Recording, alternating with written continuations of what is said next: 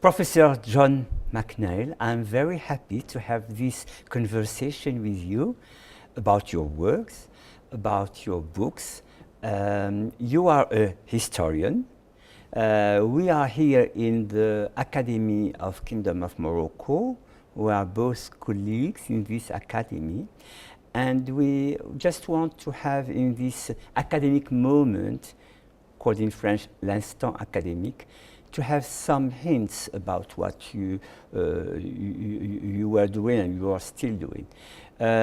You were professor of history in Georgetown University? That's correct. Yeah, and also in a school of foreign services? Yes, that's correct. The School of Foreign Service is an international affairs unit of my university. Okay, it is another university of Georgetown? It is in, no. It's another school. Okay. We have several schools within the university. A School of Medicine, School of Law, Oh, yeah. School of Foreign Service, which is an international affairs curriculum, both on the undergraduate and graduate levels. Yeah, and you are now emeritus of this university? No, I'm still active. Oh, good. Oh, good. Oh, good. That's beautiful in the US. You can still be teaching. In France, you know, we have this very hard limit to not to be teaching after a certain age. In Morocco, we are very, very close to France in that field. So there is a claim, ecclesiastic claim, nothing new under the sun. But your book, one of the main books you wrote, which was translated in many languages, called Something New Under the Sun, an environment history of the 20th century world. You try to describe the binding connection between human societies and the history of the Earth.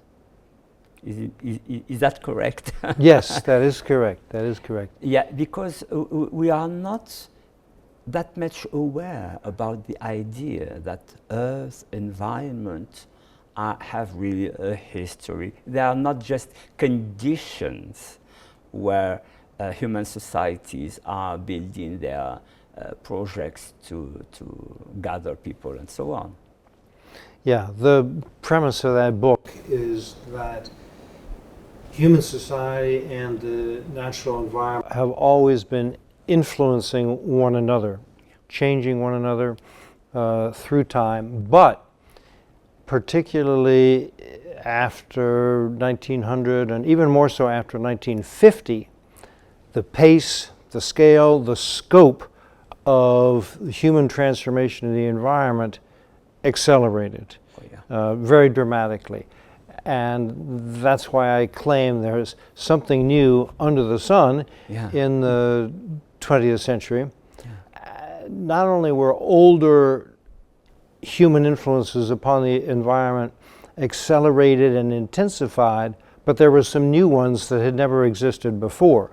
So to take one example, human beings had never had any influence on the ozone layer in the stratosphere until somebody invented chemicals that when they rise through the atmosphere to the level of the stratosphere can rupture ozone molecules and then allow more ultraviolet light to penetrate to the surface of the Earth, which is potentially dangerous for all forms of life, humans included.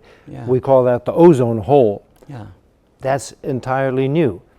When you say entirely new, does it mean that there is a part of unpredictability of this both evolution of our society and of our environment? Yes. I mean, one of the sub-themes in that book is unintended consequences and unforeseen consequences. And in fact, the same example, the ozone hole, is a good illustration of this, because the people who invented the chemicals that rupture ozone molecules had no idea that their chemicals would have this effect. It was 50 years later that other scientists discovered the consequences of the invention of chlorofluorocarbons, CFCs as they're called. Is it the reason why humanity as a whole is not that much aware of all these changes and the causes of these changes? That's one of the reasons. Of the unforeseen and unpredictability of the changes. Yeah. That's why people are not that much aware. If they were aware, they will take more measures and they will be adapting themselves more quickly.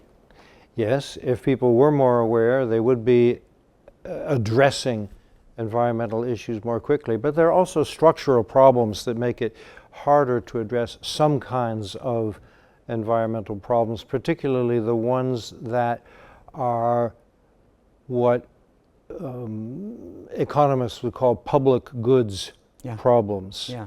And climate change is the biggest example of this.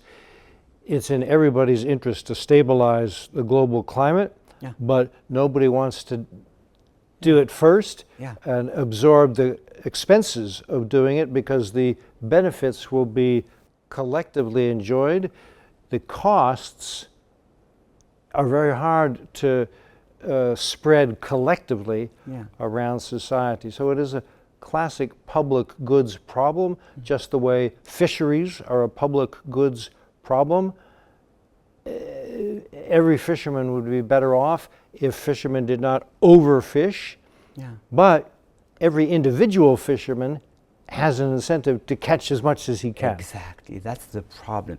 You have your father was an historian as well, and you had you wrote together a book with the perspective of a bird's eye on the world. That's the title, I think, A Bird's Eye View of World History. Why have you taken this perspective, if I may say? So that book is an attempt to compress the history of humankind into a very short book that one could read in one day. That was the ambition. The book turned out to be slightly longer than I had hoped. Controlling my father's ambitions proved much harder than I had imagined. But the point of that book was to present a vision of world history that's easy to understand and that one can read quickly. And the premise of it is the emphasis that we placed on cross-cultural connections and interactions and influences.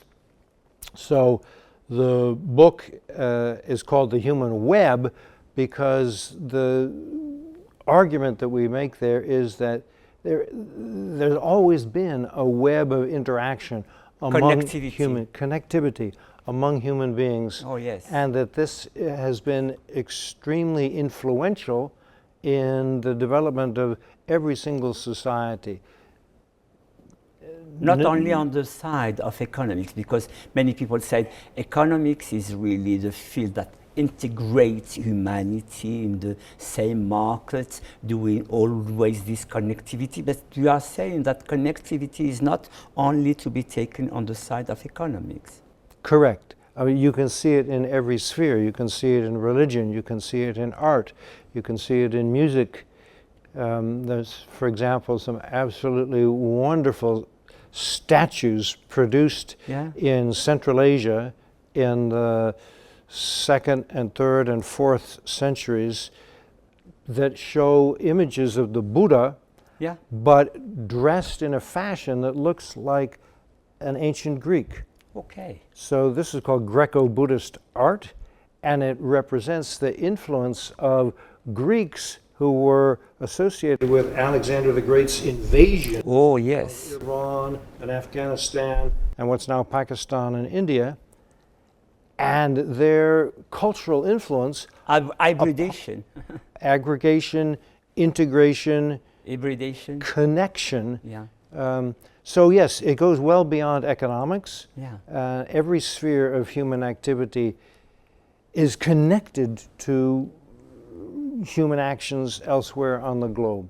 That's what we emphasize. There is a space on our planet where we talk of hyper-connectivity, if I may say, during centuries, is the Mediterranean. And you wrote this book entitled The Mountains of the Mediterranean World, an Environment History. How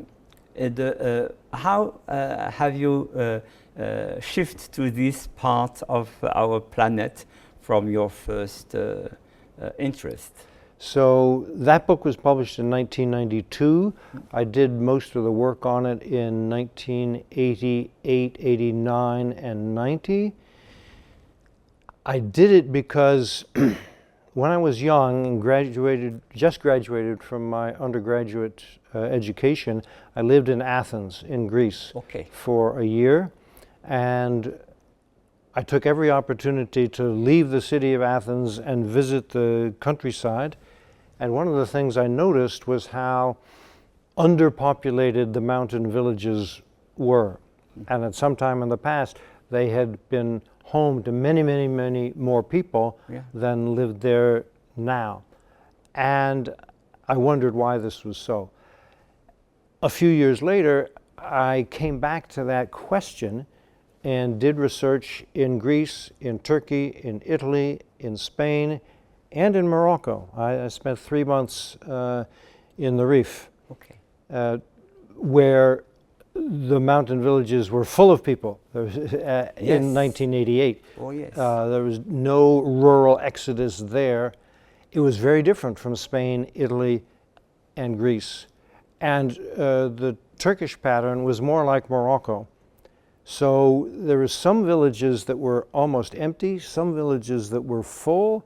I tried to explain how the demographic patterns might reflect some of the environmental changes in these landscapes, and how things such as deforestation and soil erosion affected the capacity of peasants and shepherds to make a living in these mountains, and how in the cases of Morocco and the Western Taurus Mountains of Turkey, the social systems still functioned adequately well. And it is still now really a form of life in many countries in Africa, what you are describing about the mountains. Yes, although there are only a few countries in Africa that have a lot of mountains. Morocco is exceptional in that regard. Yes, and Kilimanjaro. Yes, Kilimanjaro. As well. We come to the end of this conversation, but I would like to question again about the word, your main word about something new under the sun, and you think. Just let me know if I am right to say that, if I'm not wrong, that the human impact on the biosphere, it's much more important and maybe overshadow many other revolutions, world war as well. Can we say that?